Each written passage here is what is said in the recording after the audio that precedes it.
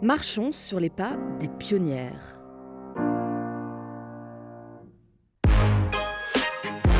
Elles explorent des terres inconnues et ouvrent la voie vers de nouveaux horizons. Femmes libres, audacieuses, aventurières, elles vont vous raconter leur histoire.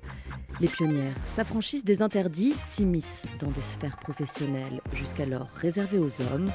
Elles sont aussi sportives, scientifiques, artistes, militantes. En elles brûle la flamme des pionnières, une série présentée par Cavalcade.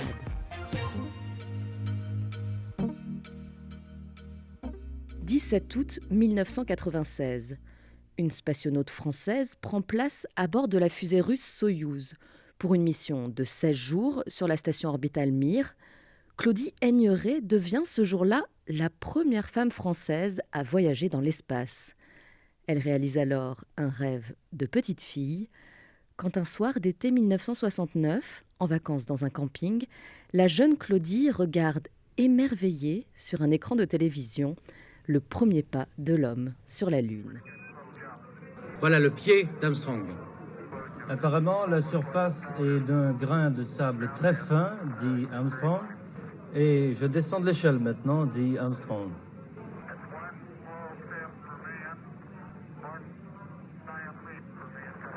Voici le premier pas. Je pense que je peux ramener le début de cet imaginaire lié au spatial à ce mois de juillet 1969, où j'étais une petite fille de 12 ans qui a vécu en direct, regardant toute la nuit, le premier alunissage. Donc on était à l'extérieur, dans un camping, et tous regroupés, palpitants, excités à ce moment magique qui a duré très très longtemps. Et pour moi, ça a été un petit peu cette découverte que les choses qui pouvaient être imaginées du domaine du rêve pouvaient aussi être possibles. Dans la tête d'un enfant, c'est important de se dire que tout ce qui vous paraît ouvert, peut-être un jour, ça peut être votre parcours, ça peut être une réalité pour vous. Ça ouvrait une porte. Et après, j'ai eu la chance d'avoir un petit peu un fléchage qui me disait cette porte-là, elle est ouverte. Et bien évidemment, animée par ce désir de réaliser quelque chose qui était effectivement encore exceptionnel, je me suis dit pourquoi pas moi.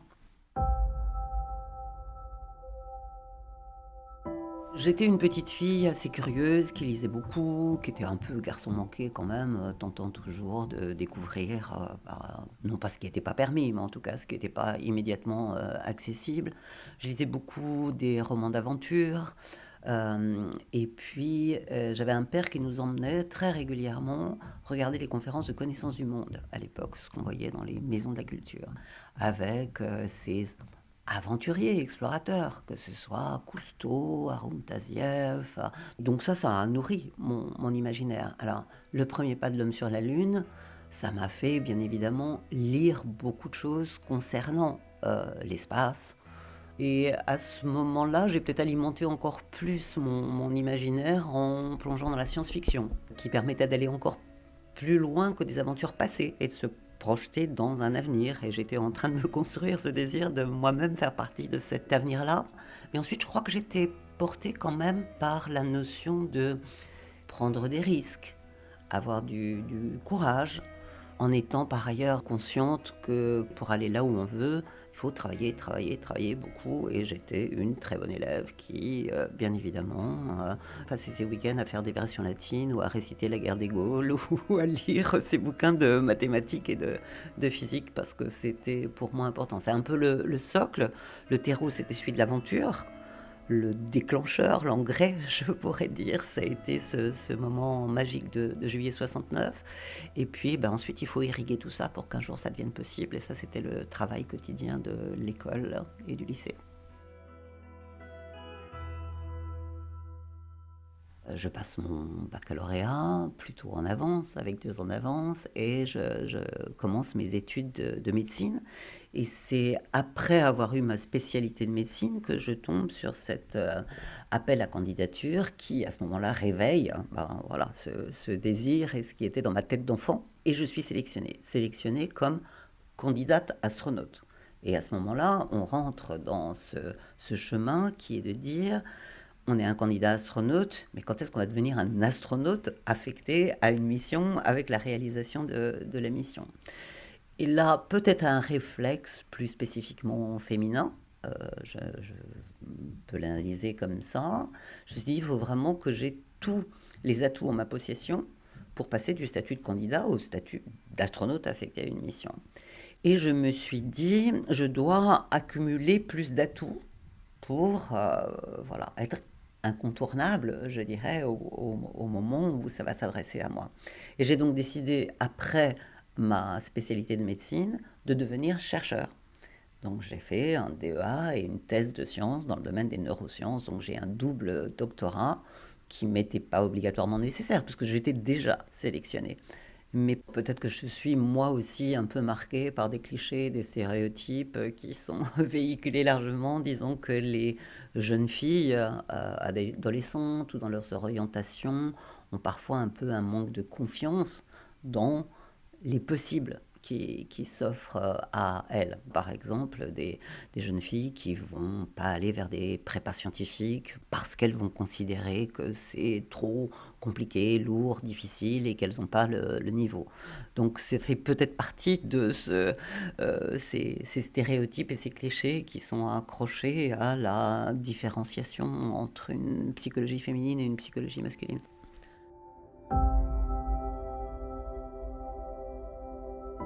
Bien évidemment, j'ai commencé là à me donner des atouts tactiques, je dirais, pour renforcer la possibilité de devenir un jour l'astronaute sélectionné. Donc je suis rentrée dans un système, je dirais, où j'étais à ma place, j'étais à une place qui est devenue ma place de scientifique, candidat astronaute et très naturellement intégré dans le système. Voilà, j'avais préparé, comme je le disais, tactiquement la voie pour à un moment donné être celle à qui on allait penser. Une femme s'apprête à partir pour la Cité des Étoiles en Russie pour se préparer à un vol spatial en 1996. C'est une Française, la première, Claudie André Dehaye. Jean-Claude Alanic, Jean-Louis Bousser, son portrait. Dans quelques heures, Claudie André Dehaye va retrouver la vie moscovite et surtout la Cité des Étoiles. C'est en tant que cosmonaute titulaire qu'elle va reprendre un entraînement très physique. Claudie André Dehaye a 2 ans pour se préparer à la mission Cassiopée. Elle passera alors 14 jours à bord de la station orbitale Mir. Une préparation à un vol spatial, c'est apprendre beaucoup de choses qui vous mettent, je dirais, selon vos profils différents au départ, scientifiques ou ingénieurs ou pilotes, à un même niveau de compétence pour pouvoir gérer un système complexe, qui est celui de bien connaître la fusée porteuse qui va vous envoyer dans l'espace, qui était la fusée Soyouz, le vaisseau Soyouz, qui est le vaisseau qui va vous permettre de rejoindre la station, et puis bien connaître techniquement la station spatiale dans laquelle vous allez vivre pendant plusieurs semaines. Donc c'est à la fois du physique, des cours au tableau noir, et puis beaucoup de simulateurs. Vous simulez toutes les phases de la mission, que ce soit dans le vaisseau Soyouz, que ce soit dans la station. Et ces phases de simulateur, vous les vivez en équipage. Et ça, c'est important, la constitution de l'équipage, de la confiance entre les membres d'équipage, de se comprendre à demi-mot, des heures et des heures passées en simulateur dans lequel vous arrivez plein de pannes, plein d'avaries, bien évidemment. Il vaut mieux qu'ils arrivent pendant l'entraînement et que vous sachiez les gérer en vol réel. Mais tout ça, ça fait ce lien de confiance mutuelle qui fait que vous êtes un membre d'équipage qui va participer au succès de la mission. Que vous soyez homme, que vous soyez femme, que vous soyez militaire, que vous soyez civil, que vous soyez médecin, que vous soyez ingénieur, que vous soyez pilote, que vous ne soyez pas pilote, l'équipage doit réussir la mission. Donc c'est au contraire essayer d'extraire le mieux de cette diversité et non pas de faire que celui qui n'est pas pilote devienne un pilote, celui qui est une femme se transforme en homme. Ce n'est pas du tout le propos. Le propos, c'est le succès de la mission grâce à la diversité de ses composants d'équipage. Votre entraînement s'est passé à Moscou, à la Cité des Étoiles. Et puis, 15 jours avant le décollage, vous partez au Kazakhstan, Baïkonour, le cosmodrome. Poyekhale, c'est Gagarine qui l'a dit en partant, ça veut dire on y va. On est en combinaison avec son petit ventilateur pour rentrer dans le vaisseau Soyouz, une grosse combinaison. On a dit notre préparation à la mission à tout l'entourage militaire qui était là. On s'est dit prêt, responsable et donc Gatov, prêt pour partir. Et on vérifie tous les systèmes, comme on l'a répété des centaines de fois. Et puis à un moment donné, on entend le zajiganie, qui veut dire la mise à feu. Et donc voilà, à ce moment-là, l'aventure commence, on ne peut plus faire marche arrière, c'est parti. 15h, 17 minutes, 17 secondes ce 17 août, la séquence automatique allume les moteurs du lanceur Soyouz. Les 360 tonnes de la fusée sont arrachées du pas de tir. Un lancement parfait, un départ de rêve. Les flammes éclairent le ciel du Kazakhstan. C'est une étoile qui monte. Comprimé à l'intérieur, l'ingénieur Kelleri, le commandant Korsoum et Claudie André Dehaye, qui aujourd'hui devient la première Française à se rendre dans l'espace.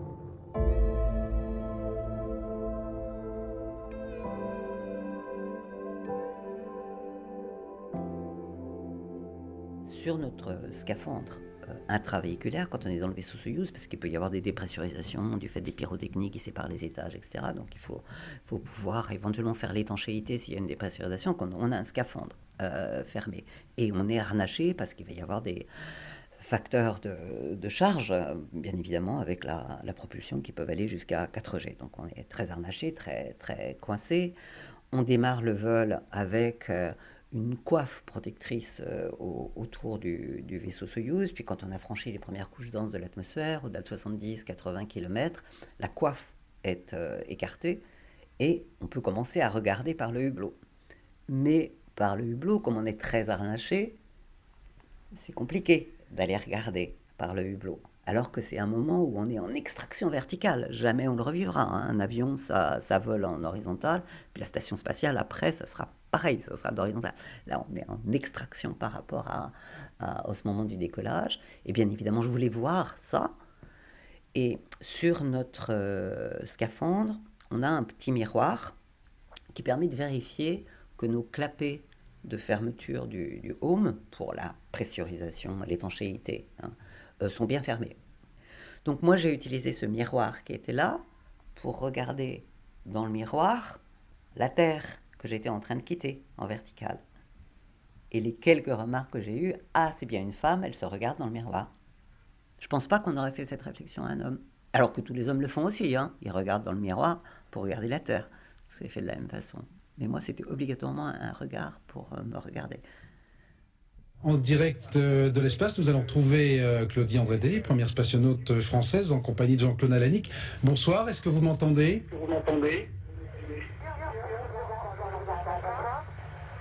Est-ce que vous pouvez nous préciser quel pays ou quel continent vous survolez actuellement ?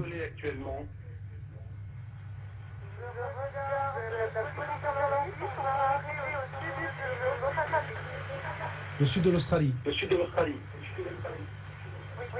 Samedi soir, c'était soirée de gala à bord avec un repas gastronomique préparé par le lycée hôtelier de Souillac avec entre autres des menus de caille au madère. Alors, toute dernière question, est-ce que vous êtes libre ce soir et est-ce que vous seriez d'accord pour sortir avec moi ? Je prends conscience de cette distinction entre hommes et femmes dans des métiers où effectivement l'environnement est plutôt masculin, non pas de l'intérieur mais par le regard des autres sur moi. À ce moment-là, c'était des questionnements sur le pourquoi, le comment. Peut-être que ces questionnements m'ont fait entrevoir une responsabilité supplémentaire qui serait la mienne, de réussir en tant que femme, quelque chose qui était réussi par les hommes. Après, peut-être à certains moments de l'entraînement ou de l'interaction, non pas avec les équipages ou les équipes qui nous préparaient, mais justement l'interaction avec le regard du monde extérieur, m'a fait parfois me sentir mal à l'aise dans des situations. Par exemple, mais vous avez gardé votre collier alors que vous êtes à l'entraînement. J'avais le sentiment que les gens attendaient de moi que je me transforme en image classique, plus masculine. Je trouve ça complètement déplacé. Après avoir passé 2 jours en apesanteur à bord de Soyouz, elle rejoint sa collègue américaine, Shannon Lucide. Je veux dire à quel point nous sommes fiers de vous en France. C'est 1000 fois plus beau que ce que j'avais pu imaginer. J'ai vraiment beaucoup de chance de participer à une telle mission. J'espère pouvoir convaincre tout le monde de la beauté de ce qu'on fait, de l'utilité de ce qu'on va faire pendant ces 15 jours. Mais c'est vraiment un spectacle et des sensations, des émotions absolument fabuleuses. C'est un vrai rêve que je vis maintenant. La réalité était encore plus belle que mon rêve ou que ce que les autres m'avaient fait partager de leur réalité d'astronaute. On est dans un espace très contraint, limité. La capsule Soyouz, puis son bloc orbital, c'est tout petit par rapport à la station dans laquelle on va arriver plus tard, mais ça permet de s'adapter à cette situation nouvelle. Et bien évidemment, on regarde par le hublot. Et moi, j'ai souvenir magnifique, c'est la première fois de ma vie que je voyais une aurore. Ce magnifique rideau vert qui ondule autour de la Terre, je n'avais jamais vu au sol. Voilà, donc on commence à plonger dans une découverte de la beauté de la Terre, de l'infini du cosmos. On pénètre dans quelque chose qui n'était que imaginé ou vu des vidéos que vos collègues vous avaient fait partager. Mais là, vous le voyez avec vos yeux à vous. Et c'est vous qui le ressentez avec ce corps qui flotte et qui est léger en microgravité. Donc voilà, c'est quelque chose d'extraordinaire à chacune des étapes, avec des moments qui sont non seulement extraordinaires, mais je dirais avec des sentiments extraterrestres, parce qu'on est des êtres humains qui sommes contraints par le champ de gravité, parce qu'on est des êtres humains qui avons l'impression que l'horizon est à l'infini. Et quand vous regardez par le hublot, eh bien la Terre, elle est magnifique, mais elle est finie. L'infini, c'est au-delà de la Terre, c'est pas l'horizon. Et l'horizon de la Terre que vous avez habituellement au sol, bon, eh bien là, il ouvre complètement sur cet infini, ce mystère et éventuellement cette vulnérabilité, parce que c'est plutôt du danger à l'extérieur sur une Terre porteuse de vie. Donc ça, c'est à découvrir et c'est extraterrestre. Vous ne pouvez pas l'avoir vu avant et à d'autres moments. Et en plus, vous le vivez avec ce corps qui n'a plus de poids. Donc vous avez un peu l'impression de n'être qu'un esprit, sans un corps pesant. Et donc ça, ce sont des moments complètement magiques. On appelle ça chez les astronautes, c'est un concept qui a été d'ailleurs écrit, ce qu'on appelle le overview effect. C'est-à-dire que vous ne regardez pas un petit morceau de terre ou un moment donné, vous avez quelque chose qui est une globalité.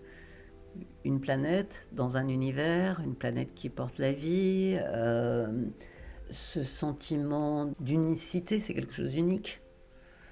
Et cet ensemble d'éléments vous donne obligatoirement un regard plus large, plus profond, et je dirais qui vous porte dans le temps aussi. Je dis souvent que cette overview, en fait, c'est pas simplement une dimension, c'est là aussi 3 dimensions. Vous vous projetez sur le devenir de cette planète, le devenir de notre humanité, donc vous pensez obligatoirement à du moyen terme, long terme, ce qui n'est pas obligatoirement vos préoccupations quand vous êtes au sol, dans votre métier classique ou dans votre métier d'astronaute à l'entraînement. Vous voyez ça dans une échelle qui est beaucoup plus large et plus globale.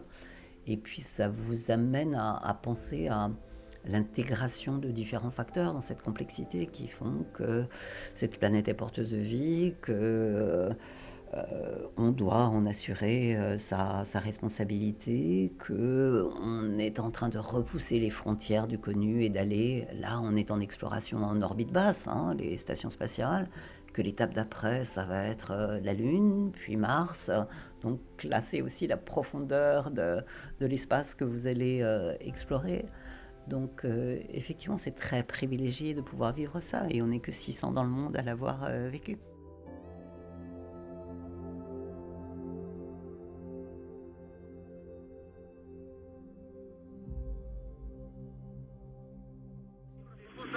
« 14 jours dans la station russe Mir et un programme scientifique particulièrement chargé. L'étude des conséquences du retour sur Terre, des expériences qui se poursuivent au sol sur Claudie André Deshaies pour l'étude... J'ai eu la chance de réaliser quelque chose que peu de femmes ont réalisé. Voilà.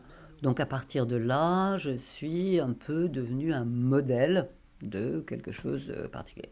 Et j'ai endossé tout à fait volontiers le rôle de modèle. En particulier parce que pour moi l'éducation est quelque chose de fondamental et que je sais à quel point justement la diversité peut être utile quand on pousse des frontières ou quand on va vers des choses qu'on ne connaît pas bien, que ce soit de la diversité de genre, hein, homme ou femme, que ce soit de la diversité de culture, j'ai vécu dans un milieu international, que ce soit de la diversité de génération, les jeunes astronautes versus les astronautes qui avaient déjà 6 missions spatiales dans leur scaphandre. Parler de la diversité en tant que modèle ayant vécu la diversité, c'est quelque chose qui m'intéresse. Donc j'ai accepté volontiers de le faire. Après, c'est vrai que c'est une charge, je dirais, à un moment donné. On vous renvoie cette image du cas isolé, de la rareté. Et la rareté, c'est pas toujours facile à porter. Ce qu'on me dit souvent, c'est que j'ai pu incarner cette liberté de mes choix. Et je pense que certaines femmes ne se sentent pas encore aujourd'hui libres, effectivement, d'exprimer ce qu'elles ont en elles. Et que, voilà, moi, j'ai eu la possibilité de le faire. Et les femmes m'en remercient. Je pense que je suis privilégiée dans mon parcours suivant les missions spatiales. Parce qu'avoir été astronaute, c'est un statut quand même un petit peu particulier. On est très peu nombreux dans le monde, ça fait partie du rêve et de l'imaginaire de la plupart des gens, quel que soit son niveau social ou son niveau de responsabilité. Donc j'étais un peu protégée par cette aura. J'étais pas simplement une femme, j'étais une femme astronaute. Il est clair qu'aujourd'hui, on est encore dans une situation qui n'est pas satisfaisante par rapport à, non pas la parité absolue, mais en tout cas une mixité inclusive qui permet justement d'enrichir notre société. Dans le domaine de la science et de l'ingénierie, on a besoin de talents, d'une intelligence collective. Il faut puiser dans l'ensemble du pool de talents. Et bien évidemment, les femmes représentent 50% de ces talents, ce qui n'est pas le cas aujourd'hui sur ces métiers-là. Bon, après, il y a des différences dans les possibilités de progression dans les carrières. Le fameux plafond de verre, la difficulté encore à équilibrer vie personnelle et vie professionnelle. Je crois qu'il y a pas mal de combats qu'on doit entreprendre avec les hommes, parce que c'est notre société elle-même qui est en transition, en mutation, et que, quel que soit son sexe, on aura à affronter et à changer sa façon de se comporter. Donc c'est quelque chose qu'on doit faire tous ensemble. Et puis je suis tout à fait persuadée aujourd'hui que avancer justement vers cette diversité, plus d'hommes et de femmes pour vivre les expériences, pour les raconter, pour écrire les histoires, les narratifs, c'est important. Même le narratif concernant le spatial. Aujourd'hui, c'est quand même encore un narratif qui est, entre guillemets, plein de testostérone. Hein. C'est des chevaliers du ciel, des héros. On sent que c'est une écriture masculine. Parce qu'il n'y a pas beaucoup de femmes qui participent à l'écriture d'un nouveau narratif. Je pense que c'est le cas pour ce qui est des technologies de l'information ou du codage, où on a encore un narratif de geek. Donc voilà, c'est là où je me dis qu'il faut sans doute changer la façon de raconter les choses. Pour la science, la technologie, ne parler que de rigueur, de démarche, de travail, d'exigence, d'excellence, c'est sûrement très important. Mais il faut aussi y donner la partie du narratif qui est plus émotionnelle, engagement, réalisation de soi et réalisation d'un désir collectif. Et c'est là où la diversité des profils va permettre de changer le narratif et de nous faire rentrer dans un cercle vertueux qui fera qu'on attirera aussi bien les hommes que les femmes. Et donc je pense qu'on est tout au début de cette histoire-là.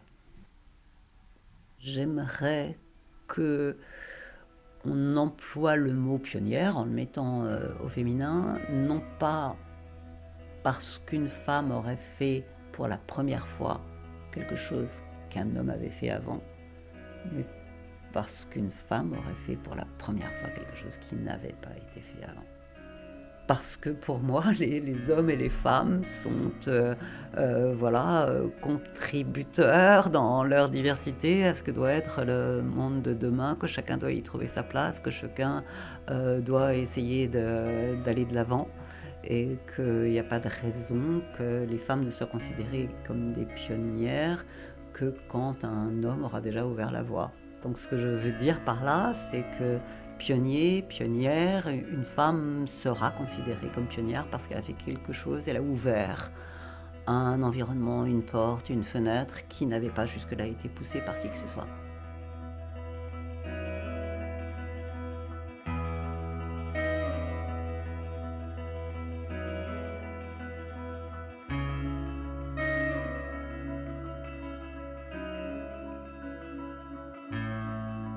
Vous venez d'écouter Pionnière. Si vous avez aimé, vous pouvez nous laisser un commentaire et plein d'étoiles. Votre avis nous intéresse. Dans le prochain épisode de la série, une jeune pionnière du monde numérique vous racontera comment elle a fait plier Google. Alors restez connectés et n'hésitez pas à vous abonner sur Apple Podcast ou sur votre plateforme d'écoute préférée.